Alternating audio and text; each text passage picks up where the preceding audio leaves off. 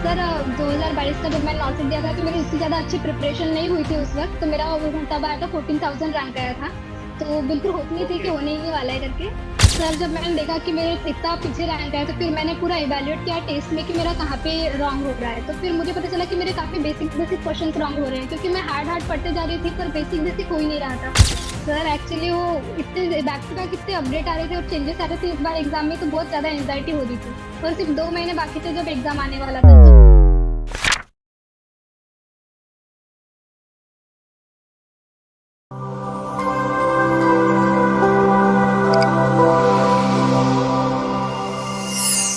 नमस्कार, एक बार फिर से आप सभी साथियों का हार्दिक स्वागत, अभिनंदन टीएनसी के इस ऑनलाइन प्लेटफॉर्म में। और आज हमारे साथ है एक बहुत ही शानदार रैंकर्स जिन्होंने ली है बहुत ही शानदार सफलता।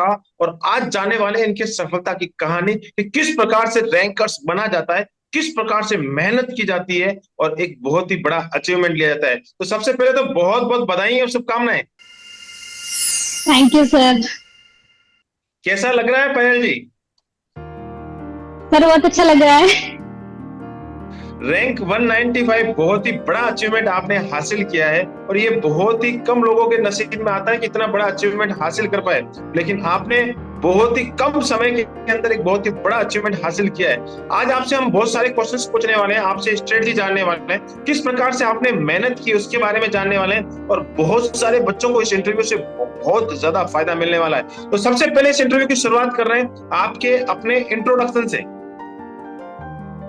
हेलो सर, मेरा नाम है पायल रांगडाले। मैं बेसिकली महाराष्ट्र से हूँ और मेरा ग्रेजुएशन जीएमसी नागपुर से हुआ है। और मेरा कोर्स कंप्लीट हुआ 2022 में। ओके, 2022 में जब आप पास आउट हुए थे, तो 2022 में जब लेटेस्ट पास आउट हुए थे तो 2022 का नोट सेट भी आपने दिया होगा। यस सर, दिया था मैंने। ओके, नोट सेट 2022 में जो रिजल्ट आया है उसके बारे में बताएं कि क्या रहा उस रिजल्ट में।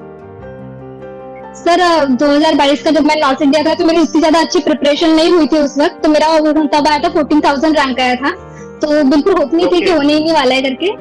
तो फिर मैंने डिसाइड किया कि 2023 वाला नॉट सेट क्रैक करना है। आपकी रैंक आई थी, बहुत ही पीछे रैंक आई यस थी। सर। शायद क्वालिफाई की लिस्ट में आपका नाम जरूर हुआ होगा, लेकिन बहुत ही हाँ एक सर। रैंक थी। तो कहीं ना कहीं ऐसा लगा था कि यार डिप्रेशन का माहौल क्रिएट हो गया था। सर नहीं, मुझे डिप्रेशन नहीं लगा था उस वक्त, क्योंकि मेरी प्रिपरेशन ही नहीं हुई थी। तो मुझे पता था कि मैं कहाँ पे मेरा लैक रह रहा है। तो फिर इसलिए मैंने सोचा कि इस साल अच्छे से प्रिपेयर करूंगी सारा कुछ। Okay good. फिर 2022 में सफलता नहीं मिली तो आगे की जर्नी जो आप 2023 में, उस समय पता नहीं था कि जून में नोट सेट होगा या नहीं होगा। उस समय लगता था कि सितंबर में नोट सेट होगा। तो आपने वहां से एक अपना मिशन बनाया और किस प्रकार से नई तैयारी शुरू कर दी।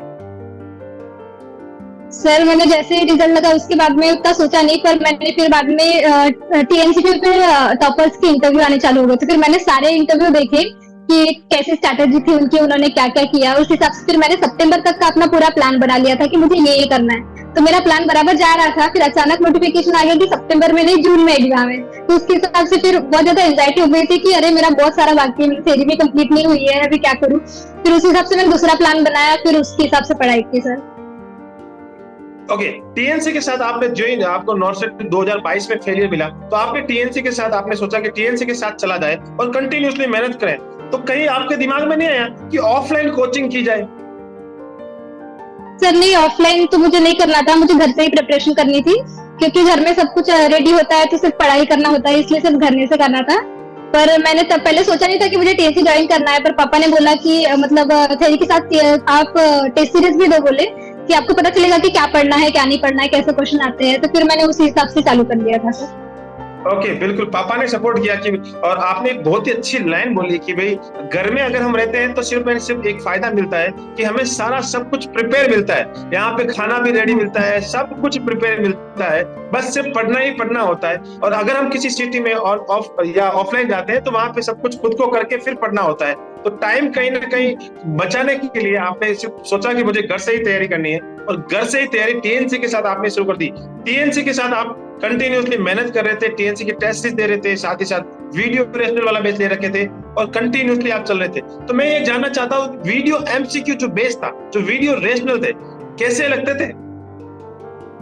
सर मैं थ्योरी तो पढ़ रही थी, पर कुछ कुछ बहुत हार्ड टॉपिक होते थे, तो उस हिसाब से मैंने वो समझ लिए थे। पर जब मैंने वीडियो रैशनली में जब उसका एक्सप्लेनेशन देखा तो वो इतना इजी था कि ऐसा लग रहा था कि अरे ये मुझे पहले क्यों नहीं पता चला, क्योंकि उससे 10-12 क्वेश्चंस और हो जाते थे और कंसेप्ट भी पूरा क्लियर हो जाता था।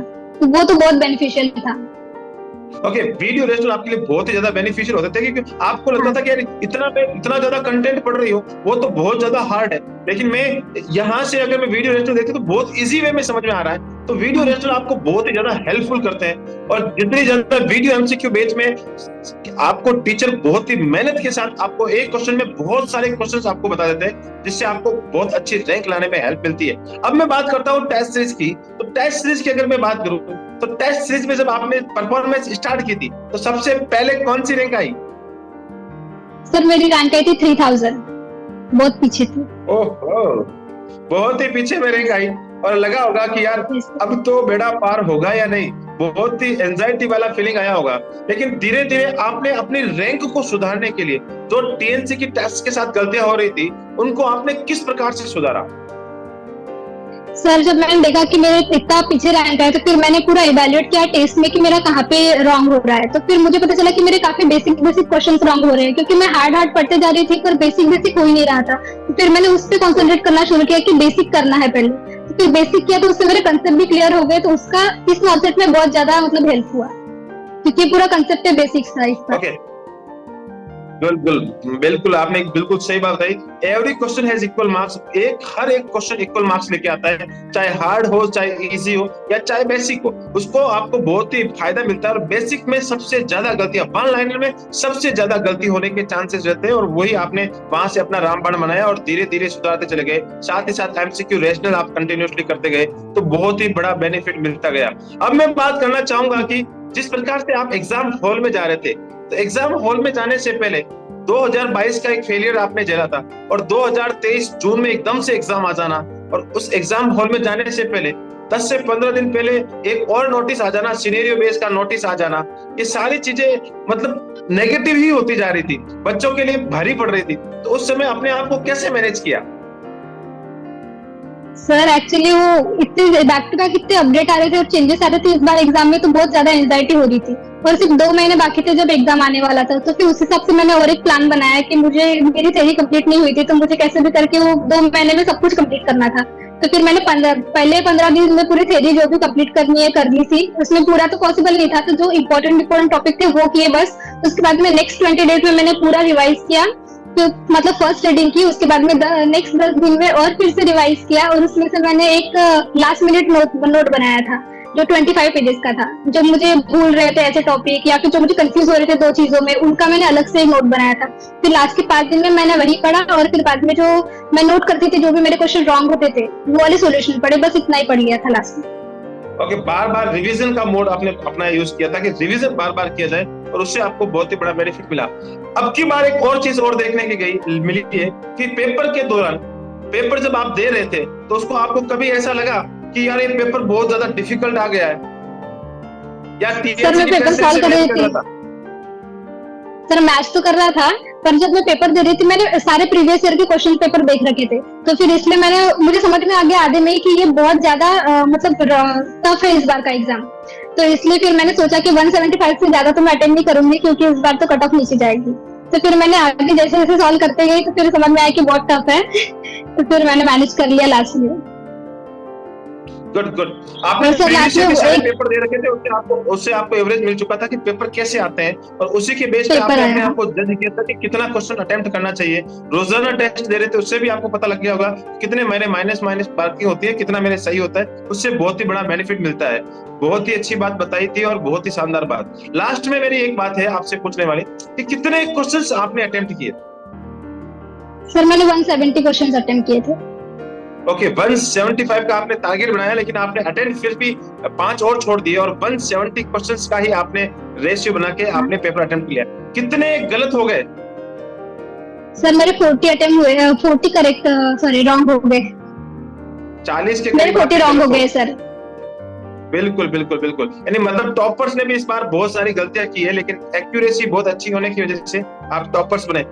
रिजल्ट आया, रिजल्ट आने के बाद सबसे पहले रिजल्ट आपने देखा या आपके किसी दोस्त ने आपको बताया?